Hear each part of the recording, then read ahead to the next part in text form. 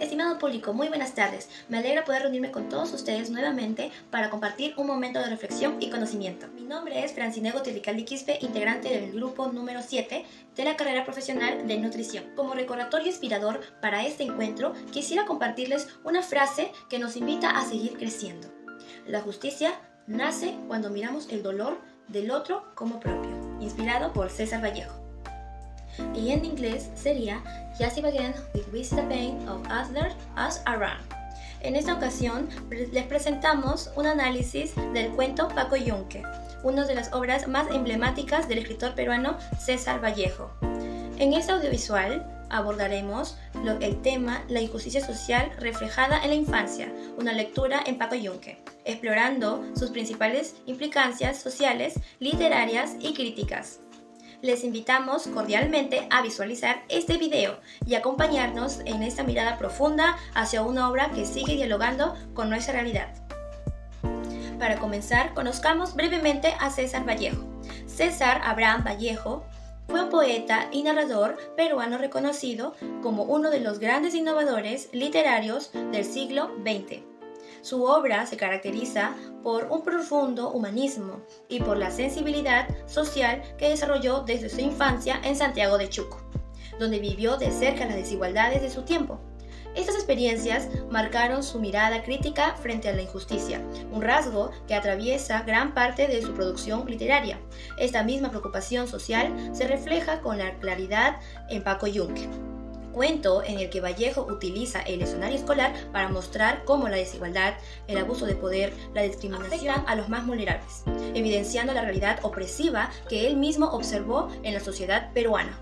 Sánchez, hoy le voy a hablar sobre el contexto del cuento. Paco Yunque, escrito por César Vallejo, en 1931 se desarrolla en un contexto peruano marcado por fuertes desigualdades sociales que había en esa época, donde la escuela refleja las jerarquías y abusos presentes en la sociedad. Vallejo utiliza este espacio para mostrar la infancia afectada emocional y moralmente a los más vulnerables. El cuento narra el primer día de clases de Paco Yunque, un niño humilde que llega a la escuela con ilusión, pero pronto es sometido a humillaciones por Paco Grieve, el hijo de una familia poderosa para la que trabaja su madre. Durante la jornada, Yunque es obligado a cargar sus pertenencias, soportar el maltrato y finalmente ver cómo Grieve se apropia de su trabajo escolar ante la indiferencia del maestro. Esta injusticia evidencia cómo el sistema social protege a los privilegiados y condena al silencio de algunos quienes menos tienen. Y Vallejo da a entender y humaniza esta realidad, mostrando la fragilidad, el desconcierto y la impotencia de un niño frente a un mundo que lo... En la escena 1, durante el recreo, Paco Yunque intenta jugar con algunos compañeros, pero Humberto Grieve y su amigo Julio lo observan con desprecio. Humberto lo llama por su apellido en tono burlón y le ordena que le amarre los cordones de los zapatos. Paco, avergonzado y temeroso, se arrodilla para hacerlo, mientras los demás niños miran en silencio. Cuando Paco Yunque termina, Humberto le empuja y le dice que un cholo como él no debería jugar con los demás. Paco baja la cabeza, se limpia las manos llenas de polvo y se aparta, solo mientras los otros siguen jugando como si nada hubiera pasado. Esta escena muestra claramente la discriminación por clases sociales y origen. Paco es tratado como inferior solo por ser hijo de una familia humilde. Humberto, en cambio, se siente con derecho a humillarlo por su posición privilegiada como hijo del alcalde. En la escena 2, en clase, el profesor pide que todos entreguen sus cuadernos para revisar la tarea. Paco Yunque busca tímidamente el suyo, pero se da cuenta de que ha desaparecido. Al poco rato, el profesor encuentra que Humberto, el hijo del alcalde, ha entregado un cuaderno que en realidad no es suyo. Es el de Paco.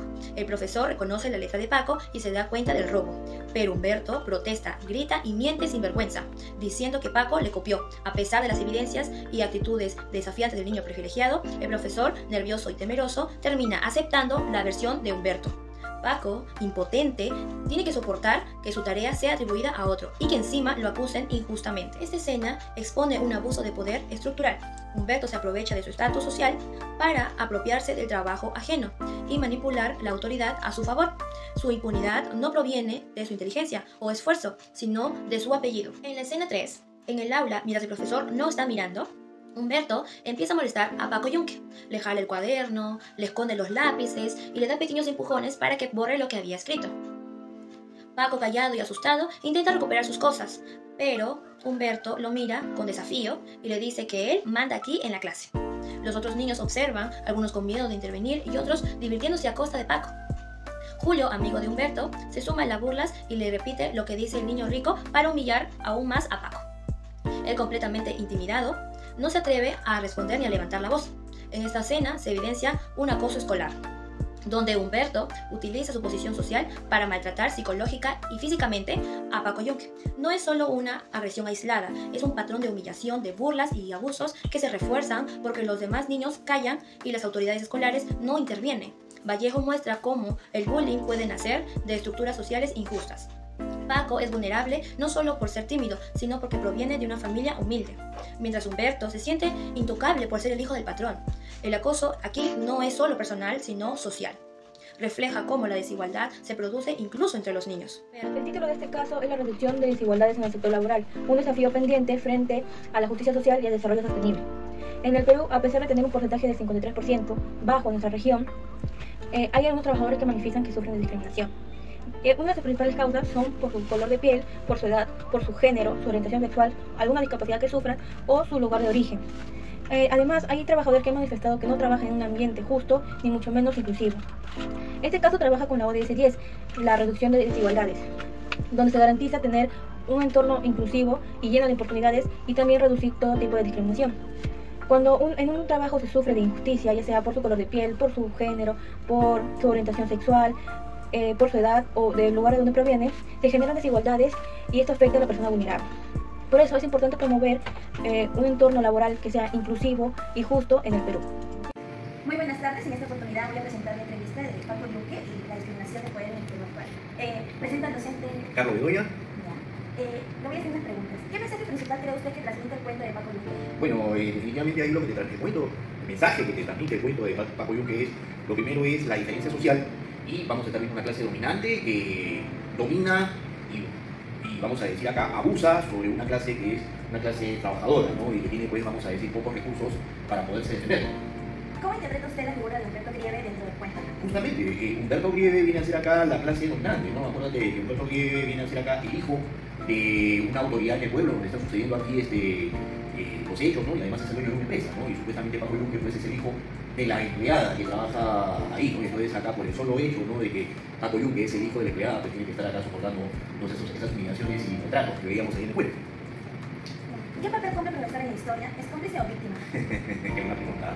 Mira, es un poco de ambos, ¿ah? Pero si yo tuviera que tener acá, digamos, una descripción más precisa, yo te podría decirte que hasta cierto punto es víctima, ¿no? Pero sí hay ambos, ¿no? Porque, digamos, premiaba injustamente a Humberto Grieve, se hacía la vista gorda de los abusos que hacía Humberto Grieve, ¿no? Pero también, pues, cuando veía, pues, el director o venía, pues, digamos, esta autoridad que era el padre, ¿no?, de acá, Humberto Grieve, pues, bueno, no tenía que, vamos a decir acá, ¿no?, y hasta cierto punto como es de que entran acá esta clase dominante, ¿no? Supuestamente un docente es autoridad en el salón de clase y, bueno, pues, estaba tanto el director y estaba este vengo, pues, y, digamos, no respetaban la autoridad dentro de la misma clase, cuando supuestamente ambos son autoridades, pero que no tienen que intervenir, ¿no?, en un proceso tan delicado como es acá, digamos, una aula de clase, ¿no? ¿Qué emoción le produce el final del cuento? Bueno, ¿qué te puedo decir? Tristeza, resignación, amargura, ¿no?, que es, digamos, vamos a decir acá, que esta clase se sale con la suya. ¿Considera usted que los abusos de poder descrito en Paco Yunque siguen ocurriendo en el Perú actualmente? Mira, te digo, esta historia es muy probable que haya sido, pues, escrita en los años 20, en los años 30, y si tú vas a estar viendo toda la narrativa de Vallejo, pues bueno, parece, pues, que hubiera habido un déjà vu, y se hubiera, el tiempo se hubiera acá, digamos, congelado, ¿no?, y seguimos, pues, en la misma historia, ¿no? Mira, que Vallejo ha escrito hace más de 100 años estas historias y se sigue repitiendo. ¿En la familia, en la reproducción de estos comportamientos, existe una responsabilidad? Claro, por supuesto, ¿no? Hay una responsabilidad principalmente de los padres, ¿no?, hacia, vamos a decir acá, hacia la educación de sus hijos, ¿no? El tema es de que siempre tenemos que estar viendo acá que este padre de familia, pues, tiene que tener, pues, un rol protector, ¿no?, antes de tener, pues, un rol abusivo, ¿no?, como lo hemos estado viendo, pues, en el transcurso de la novela, ¿no? Cuento, en realidad es cuento. ¿Qué rol debe cumplir el Estado para reducir esta desigualdad y discriminación? Mira, tiene que ser tiene que tener un rol de estar generando, pues, oportunidades, de, vamos a decir acá, de estar generando, pues, recursos para el desarrollo dentro de ciertos lugares, ¿no? Y principalmente pues, en el interior del Perú, vamos a decir acá, en la sierra y en la selva, ¿no? Pues claro, ¿no? Vamos a estar viendo pues, de que hay ciertos caseríos en ciertos lugares, de que bueno, no tienen todavía pues, el privilegio de conocer pues, una televisión, de conocer, vamos a decir, conexión a internet, ¿no?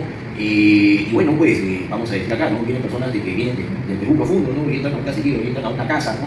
Donde tienen ahí esas comodidades, bueno, sienten que lo máximo, ¿no? Entonces acá, digamos, hay que darles a estas personas dignidad, ¿no? De vida. ¿Considera usted que este problema permanece vigente hasta el día de hoy? Sí, claro, claro. En esta obra expone como las estructuras de denominación y el crimen desde la infancia. Es un narrador occidente que resalta la injusticia y también la intelección del protagonista. Este cuento breve sigue vigente como alegoría universal de la opresión y la lucha por la dignidad. Muchas gracias. Buenas tardes. Es un honor para mí poder compartir con todos ustedes dos trabajos. La infografía, que está basada en un personaje que se encuentra solo apoyado en una ventana. Él siente tristeza y soledad y siente como si el mundo estuviera separado de él por el marco de la ventana. Es así como este cuento nos muestra que la soledad puede separar al individuo del mundo, llevándolo a vivir encerrado solo en sus propios pensamientos. De esta manera también se puede evidenciar cómo la falta de comunicación y el aislamiento, la indiferencia, pueden afectar profundamente la vida emocional de las personas. A continuación seguiré con la historieta, que está basada con 8 hermanos presidentes. Esta historieta nos muestra una crítica hacia la desigualdad social y la humillación que sufren las personas humildes, que buscan ser aceptadas por quienes tienen poder. A través de estos dos hermanos se podía evidenciar cómo la sociedad o las personas de buenos recursos obligan a las personas a cambiar su forma de ser, o ya sea aparentar algo que ellos no son, ya que de esa manera serían aceptados y serían respetados como se merecen. Bueno, ambos trabajos nos muestran o soledad o humillación y nos invitan a reflexionar y a ser más empáticos y a valorar a las demás personas. Bueno, para concluir y cerrar con Paco Yunque, nos muestra que la injusticia y la discriminación empiezan desde la infancia y aún siguen presentes en nuestra sociedad. Aunque es un cuento antiguo, refleja situaciones que todavía vivimos, como el abuso de poder y la falta de igualdad de oportunidades. Y al relacionarlo con lo de series, vemos que reducir las desigualdades sigue siendo un reto en el Perú. En conjunto con las otras historias trabajadas, entendemos que la falta de empatía y la presión social afectan mucho a las personas. En resumen, estas obras nos invitan a ser más justos, más humanos y a tratar a todos con dignidad.